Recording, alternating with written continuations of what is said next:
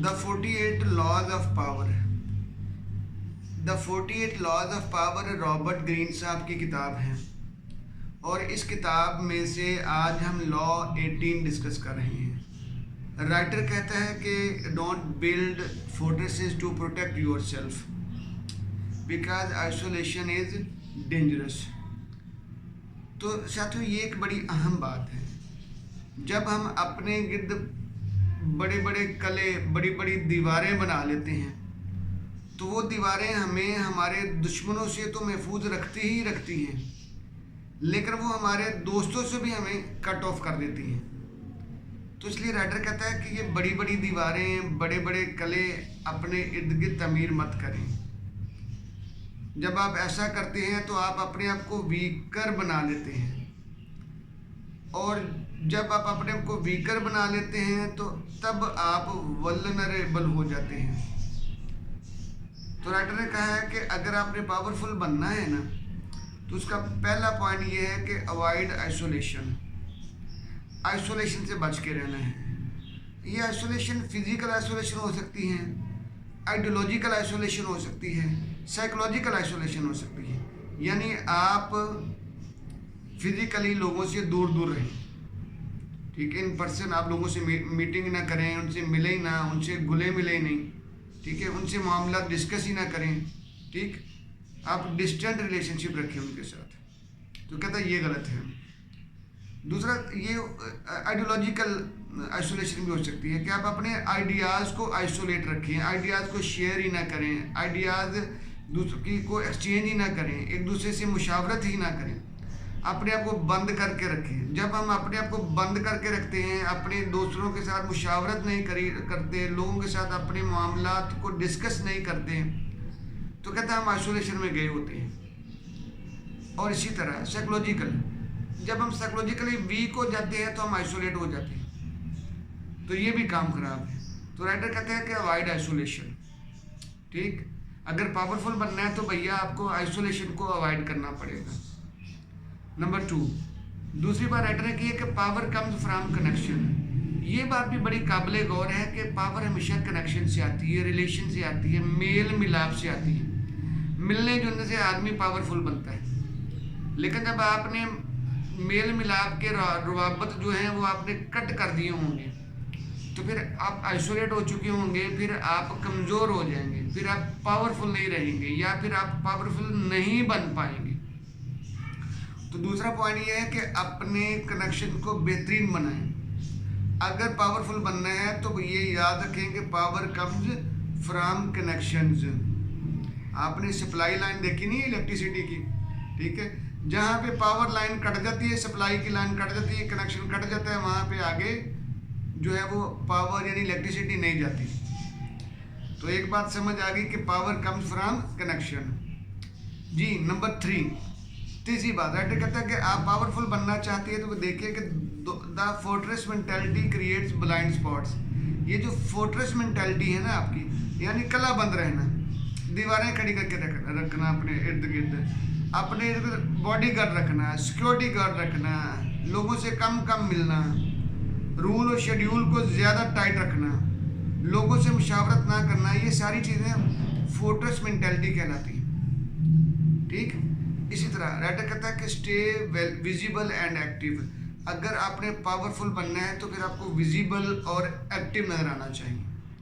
अब stay visible, आप मंजरनामे पे दिखाई तो दें कि आप हैं, ठीक।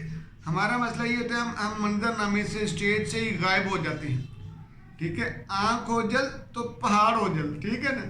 इतनी बड़ी चीज़ें ओझल हो जाती हैं तो हम और आप क्या शायद।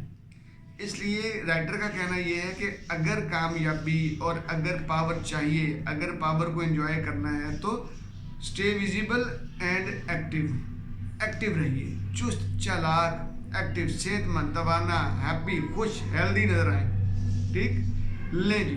नंबर 5, राइटर कहता है कि कंट्रोल योर एनवायरनमेंट स्ट्रेटेजिकली। अच्छा, अपने एनवायरनमेंट को बहुत ज़्यादा हिकमत अमली के ज़रिए कंट्रोल करना पड़ता है, ठीक है। अगर आप सिर्फ जोर लगाते रहेंगे तो भी गलत है, आपने देखा ना, वीकर से वीकर बंदे के साथ भी अगर जोर लगाते रहे तो जुल्म करते रहे, वो एक वक्त ऐसा है कि वो भी बागी हो जाता है। ठीक है ना। वो हम तो अक्सर कहा करते हैं कि अगर आप चींटी को भी थोड़ा सा तंग करते हैं ना तो वो भी काट खाती है आगे से। तो ये तो फिर ह्यूमन बीइंग्स हैं। तो इसलिए कहते हैं स्ट्रेटेजी इस्तेमाल करें जब कभी भी लोगों के साथ मामलात करने हैं, और ख़ास तौर पे एनवायरनमेंट को तरतीब देना है, एनवायरनमेंट को बदलना है, एनवायरनमेंट के हिसाब को अपने हिसाब से आपने तरतीब देना है, तो फिर आपने हिकमत अमली का मुजाहरा करना है, हिकमत अमली को फॉलो करना है, एक स्ट्रॉन्ग स्ट्रेटजी बना के चलना है। फिर आप पावरफुल होने की तरफ जाएंगे, फिर आप पावर की तरफ चलते चले जाएंगे। आगे वो राइटर कहता है कि इंफॉर्मेशन इज़ पावर। ठीक है, यानी जो इंफॉर्मेशन होती है ना, ये बड़ी आला अशिया है।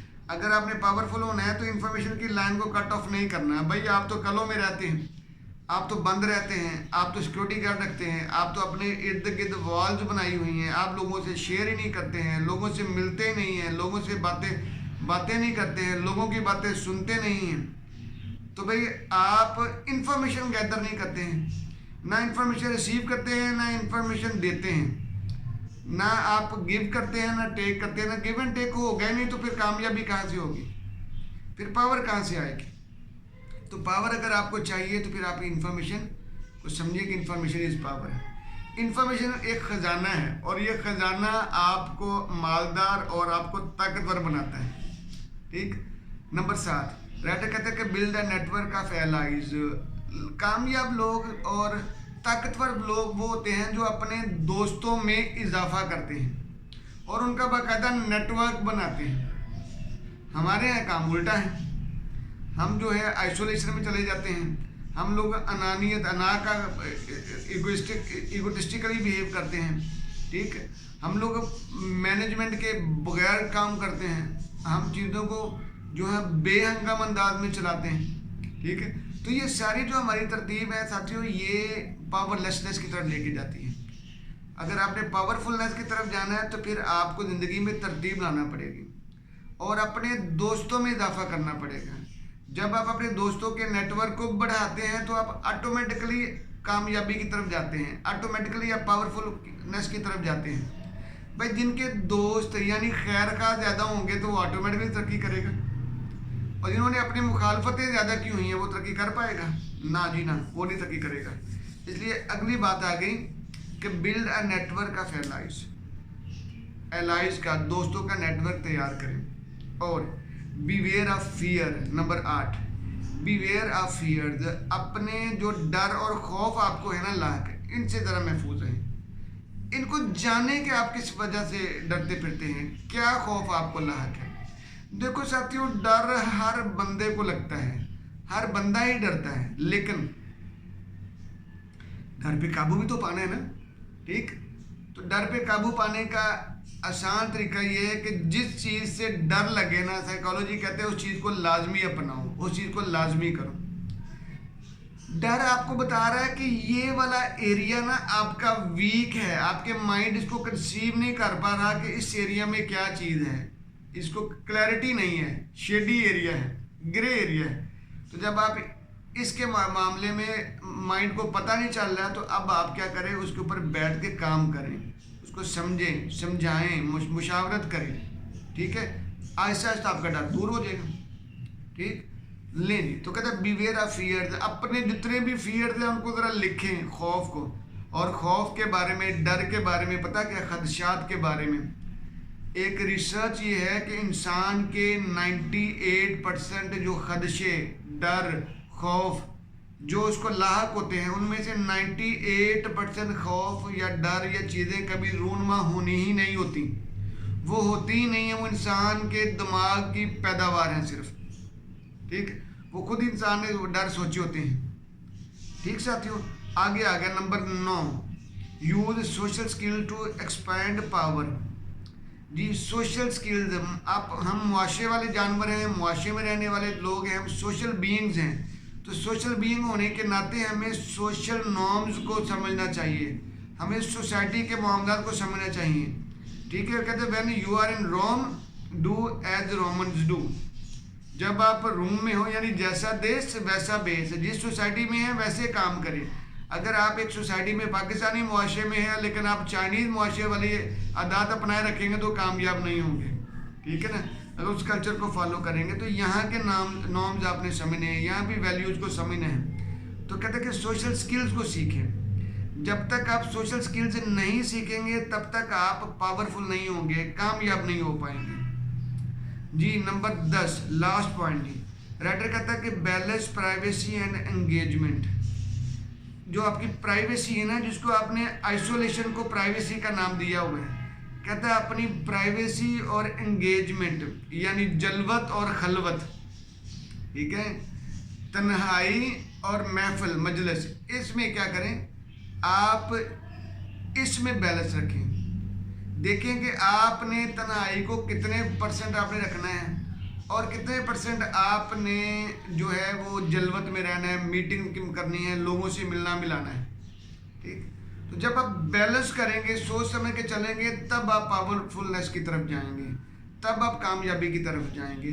तो हमारे यहाँ ऐसा होता नहीं है। मैं अपने स्टूडेंट्स को अक्सर बता के थक जाता हूँ कि भाई एक ही सिमत में ग्रो नहीं करना चाहिए। अगर वो पढ़ रहे हैं तो पढ़ते चले जा रहे हैं, वो खेल का नहीं पता, ठीक है, बाकी एक्टिविटीज़ का नहीं पता। भाई मैं अक्सर कहता हूँ कि एक दरख्त की तरह सारा ग्रो करें, ठीक है।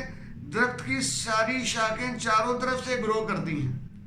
अब हमारा क्या है, हम एक ही तरफ ग्रो कर रहे होते हैं, तो ये गलत बात है। तो इसलिए साथियों बैलेंस रख के चलना है। जब आप बैलेंस रख के चलेंगे तब आप कामयाब होंगे। जब आप बैलेंस रख के चलेंगे तब आप पावरफुलनेस की तरफ चलेंगे, ठीक है जी। साथियों ये थी हमारी आज की लॉ 18 की इल्म की बातें जी। जज़ाकल्लाह जी।